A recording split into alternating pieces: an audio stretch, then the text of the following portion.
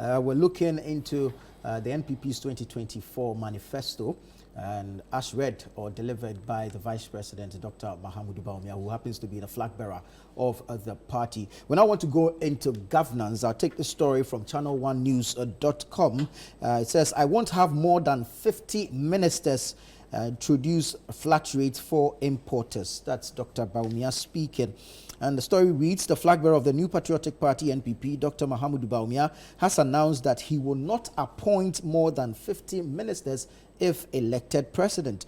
Now, speaking at NPP's manifesto launch in Takrady on Sunday, Dr. Bawumia emphasized the need for a lean and efficient government to better serve the people of Ghana. He argued that a smaller cabinet would reduce government expenditure and improve decision-making processes. And then, of course, he also noted that his administration will ensure fiscal discipline, introduce a flat tax system to promote the growth of business across the country.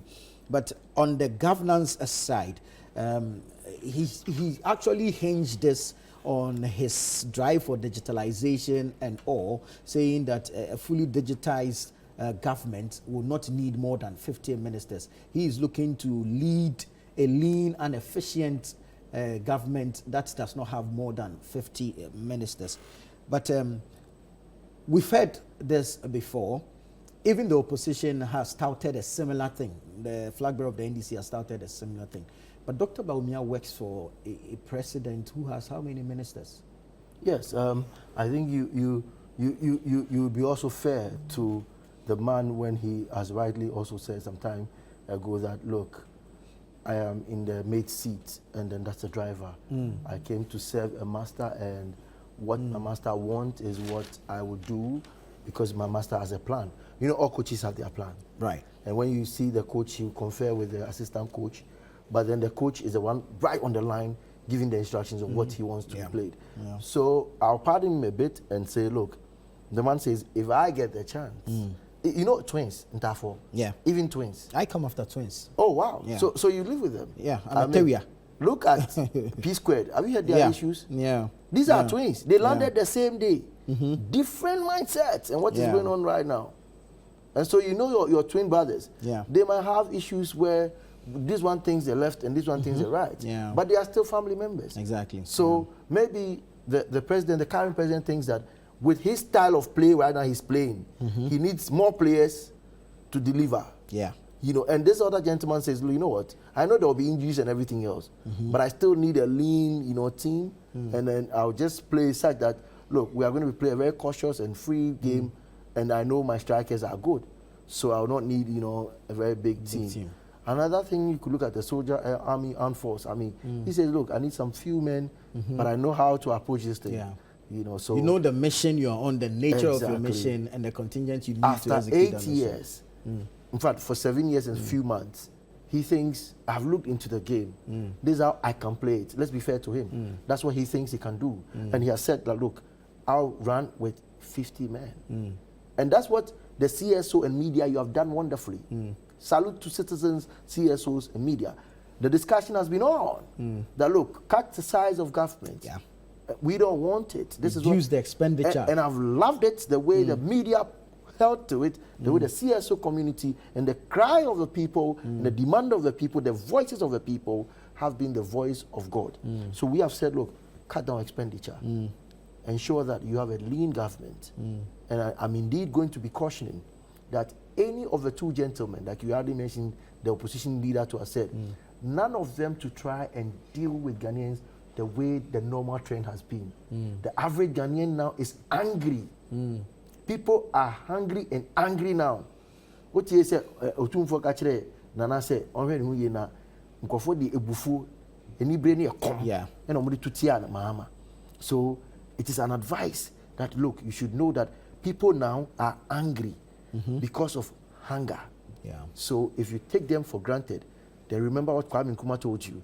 Ghanaians are not timid. Okay? Yeah. So you need to be very, very, very cautious. So if you go by what he has said, you cut the size, it's a good call. He wants to cut expenditure, it's a good call. I think he should also put a performance guide to his people. Okay. It will help him. And then also look at exploring other areas like rent taxes, property rates. These are very, very important things he should look at. And I think if he confess, I know he's doing that already, and they do deep thinking with Dr. Ampabe. They will look at new ways of managing the tax net, and it will be proper.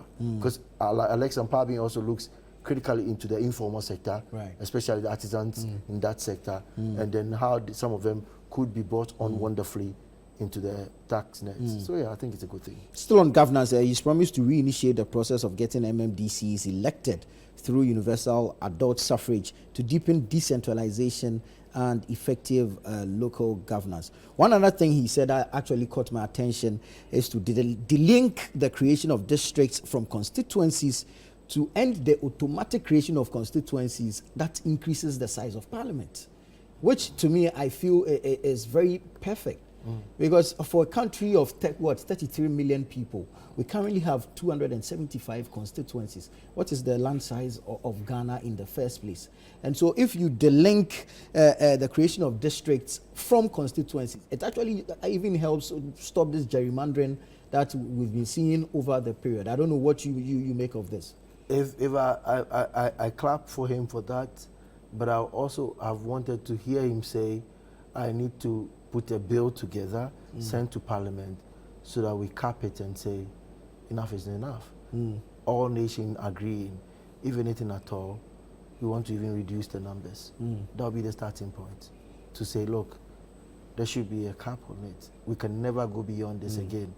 We need to go down, and the best thing to do is, like he's saying, to delink and ensure the autonomy of these districts and make sure they work. Because the spirit of decentralization came in when we said, look, the persons who live with them, stay with them, should have a direct look on them. So I think it's a very good call. Yeah, and of course the election of MMDCs as well. The election of the MMDCs, we've been playing the ostrich game for long. Let's be bold. Yes. Let's be bold. If we want to do it, we should do it. We see their because posters. we can do it. Do you see their posters? Yeah. They use their colors and then it's voted on that line. Exactly. Already. So you know it's what? political already. I believe that so as long as Parliament meets and they agree, these people can meet and agree. Of course, viewers can go online, ChannelOneNewsroom.com, ChannelOneNews.com rather. You get the story there as well. I think the election of MMDC is quite important because you see, for now, it is a political appointment. Right. And then whoever is put there knows that he's there at the whims and caprices of the president, the appointer in this. But then if they know that their next election or securing that same spot again, it's not automatic, and it will be voted for. One, they'll put in the work. Perfect. And that will lead to development of the local assemblies. Yeah, we should do it. Let's be bold. Let's be bold. It's an ostrich thing we're doing. We've been playing around it for long. It's interesting why we do this. I mean, we saw what happened under Kufuor when he wanted to do same, and then the back and forth. He had to quickly run back. I mean, we also that. Another thing he said, now we have the MP's Common Fund, the District Assembly's Common Fund. Now the Assembly members are going to get their own Common Fund if Bawumia is made president. That's a wonderful idea, but I would have preferred if he had left it in the bosom of, yes, they'll have to supervise the implementation of the project. And so the Common Fund will run under the assemblymen. It will be wonderful. But do we have the strong systems to protect it? We need to put a lot of strong systems in place. But it's not a bad idea. It's actually stepping up the efforts at decentralization. But while we are doing that, let's look at how some of the challenges we've had with the district administrations already. Their efforts at generating internally generated funds, and see how best. But if you had farms, you had theory sites, and they were booming, these assemblymen will have a lot of work to do. So it's important, a good call, but expand it so that you can, most of these people, you are going to be taking them off the ministerial shop. Some of them should go into the districts and be administrators. And they should work for you. So if you wanted to appoint them, get them to do some projects, big projects. What we've not thought of is that a single project that is in a district, that's a large, when we say large scale farm, you and I know, where you can drive 30 minutes just to be overseeing a palm plantation. About 45 minutes drive. There's cocoa on both sides of your road. That's what we are talking about. If you had that system in place, look, somebody will want to be a farm manager because that is where their salaries and the profits coming from what they are doing, can even give them the more. So I think yes, it's a good Let's call.